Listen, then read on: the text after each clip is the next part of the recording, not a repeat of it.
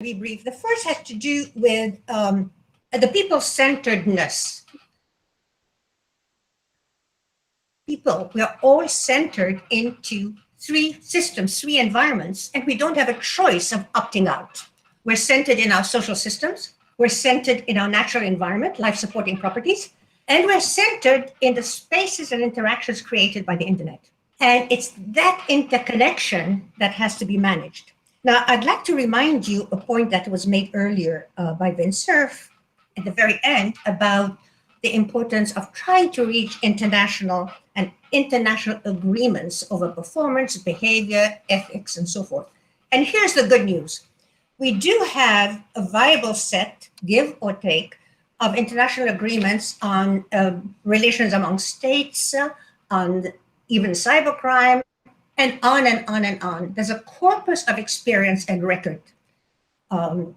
We have a lot of international agreements, and apparently perfectly viable, as much as international agreements can be viable, in the area of life-supporting properties. It took forever for the international community in its whole to recognize that preservation and restitution and resilience of the natural environment is somewhat important. So these are in place. We have very few agreements, former interstate, on any aspect or many aspects of the cyber domain and the internet. But we have operational agreements by those that run the systems worldwide. And so far, the governments have lagged, and it is the private sector, individuals, that have been the major operators. Unfortunately, we need the participation of governments. So here's the good news.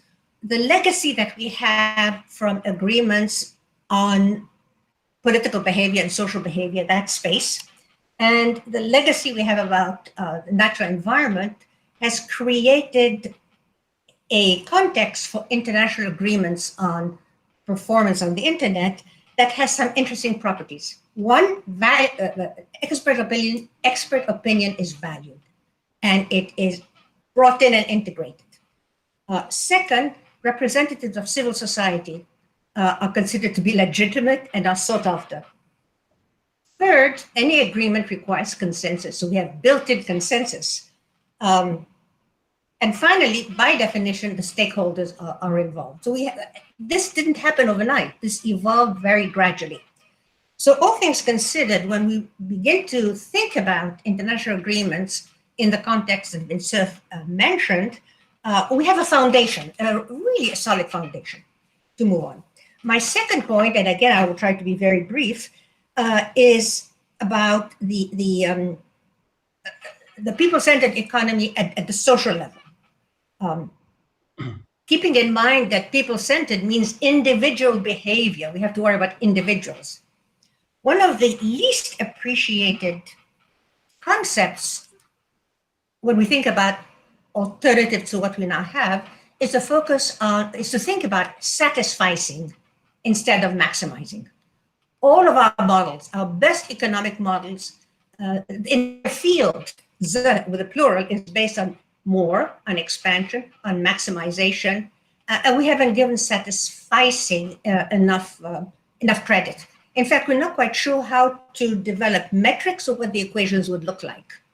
But if we're going to be people-centered, then the satisfaction of individuals really is important. I can make the argument on ethical grounds, and I don't need to make it to this group, but let me make the argument on pragmatic grounds.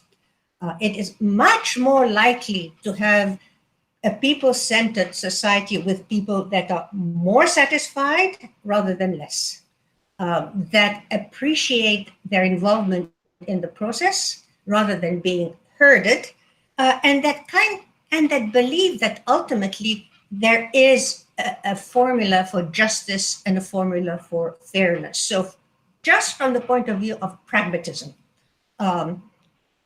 satisficing is something that we should consider quite seriously. Thank you. Thank you so much, Dr. Choucri. Thank you for that.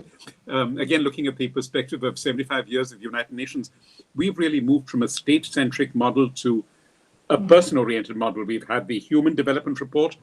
A few years ago, we started something called the World Happiness Index. And I think the idea that you have of a World Satisfaction Index is very compelling. I suppose it also raises questions about, can you be satisfied but yet not happy? Or must you be happy if you're satisfied? There's a whole realm out there, which I think human and artificial intelligence can combine to address, perhaps by 2045. Thank you so much for that.